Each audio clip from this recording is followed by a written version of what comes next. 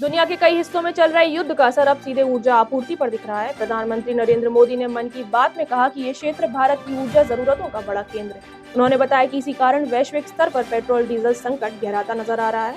हालांकि भारत अपने मजबूत अंतर्राष्ट्रीय संबंधों के दम पर स्थिति संभाल रहा है। पीएम ने अफवाहों से बचने और आधिकारिक जानकारी पर भरोसा रखने की अपील की। उन्होंने कहा कि इस मुद्दे पर राजनीति नहीं, एकजुटता जरूरी है। देश हित में जिम्मेदारी से व्यवहार करने की जरूरत है। मध्य प्रदेश के इंदौर में आज विकास की नई उड़ानें देखने को मिली। मुख्यमंत्री मोहन यादव ने नए T1 टर्मिनल का उद्घाटन किया। करीब 50 करोड़ की लागत से बना ये टर्मिनल सालाना 50 लाख यात्रियों को संभाल सकेगा। यात्रियों को उड़ान कैफे, फ्री वाईफाई और लाइब्रेरी जैसी सुविधाएं भी मिलेंगी। दशहरा मैदान में संकल्प से समाधान कार्यक्रम का भी आयोजन हुआ। साथ ही नर्मदा पेयजल परियोजनाओं के चौथे चरण का भूमि पूजन होगा। अमृत 2.0 के तहत शहर को 400 mld अतिरिक्त पानी भी मिलेगा। प्रधानमंत्री नरेंद्र मोदी आज केरल दौरे पर रहे। उन्होंने पलक्कड़ में रैली और त्रिशूर में रोड शो किया। ये दौरा 9 अप्रैल को विधानसभा चुनाव से पहले बेहद अहम माना जा रहा है। पीएम ने कहा कि राज्य में बदलाव का माहौल बना रहा है। उन्होंने एलडीएफ और यूडीएफ पर कुशासन का आरोप लगाया। रैली में भारी भीड़ जुटी। एनडीए इस दौरे से चुनावी बढ़त बनाने की कोशिश में है। मुख्यमंत्री ममता बनर्जी ने बीजेपी पर बड़ा आरोप लगाया है। उन्होंने कहा है कि अगर बीजेपी सत्ता में आई तो नॉनवेज खाने पर रोक लग सकती है। ममता ने लक्ष्मी भंडार जैसी योजनाएं बंद करने का भी आरोप लगाया। उन्होंने दावा किया कि एसआईआर के जरिए लाखों वोटरों के नाम हटाए गए।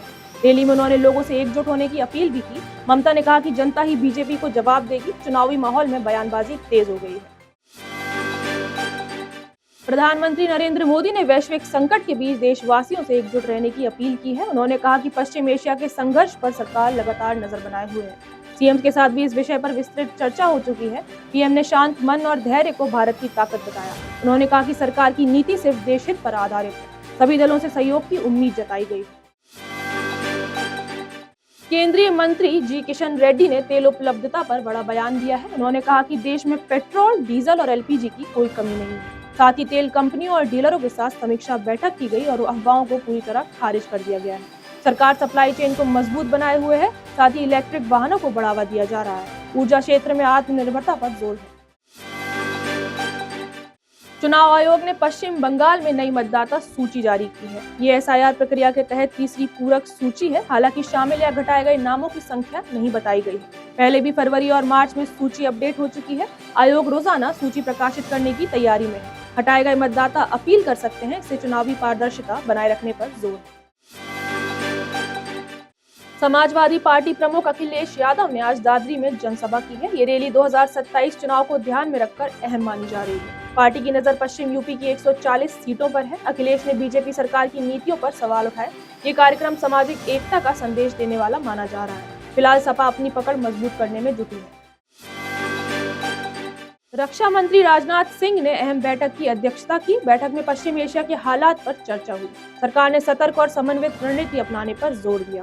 सभी मंत्रालयों को लगातार निगरानी के निर्देश दिए गए हैं। साथ ही लंबी अवधि की तैयारी पर भी फोकस किया गया है और मंत्रियों से सुझाव भी मांगे गए हैं। देश की सुरक्षा को लेकर अब तैयारी तेज है। ईरान युद्ध को रोकने के लिए इस्लामाबाद में अहम बैठक हुई है। इसमें सऊदी, तुर्की और मिस्र के विदेश मंत्री शामिल हुए। पाकिस्तान मध्यस्थता की भूमिका निभाने की कोशिश में है। वहीं अमेरिका ने मिडिल ईस्ट में 3500 सैनिक भेजे हैं। ईरान के न्यूक्लियर प्रोग्राम पर भी चर्चा की गई है। 15 सूत्रीय प्रस्ताव ईरान को सौंपा गया है। क्षेत्र में तनाव लगातार बढ़ता जा रहा है।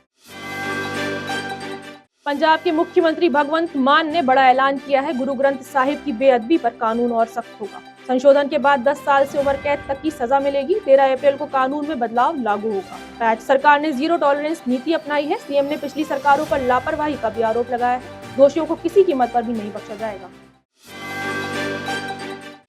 बीजेपी नेता नितिन नवीन का इस्तीफा टल गया है। राज्यसभा पहुंचने के बाद उन्हें विधायक पद छोड़ना था। आज सुबह तय समय पर इस्तीफा होना था, लेकिन आखिरी वक्त पर वे दिल्ली लौट गए। विधानसभा विशेष रूप से खाली हो गई थी। फैसला टलने से राजनीतिक हलचल बढ़ गई है। अब एनडीए की स्थिति पर सवाल उठ रहे हैं। प्रधानमंत्री नरेंद्र मोदी ने माधवपुर मेले की सराहना की। कहा, यह भारत की गौरवशाली सांस्कृतिक विरासत का हिस्सा है। गुजरात और पूर्वोत्तर के बीच मजबूत कड़ी है। ये एक भारत श्रेष्ठ भारत का प्रतीक है। मेले में विविध परंपराओं की झलक मिलती है। देश की सांस्कृतिक एकता को भी दर्शाता है। लोगों में उत्साह का माहौल।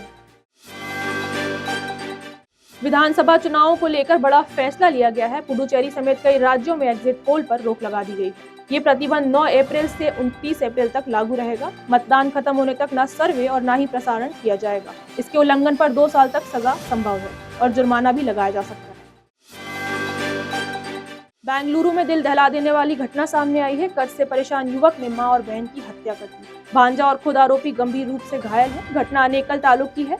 आरोपी ने पहले वीडियो बनाकर रिश्तेदारों को भेजा। फिलहाल पुलिस मामले की जांच में जुटी है। इस घटना से इलाके में सनसनी फैल गई।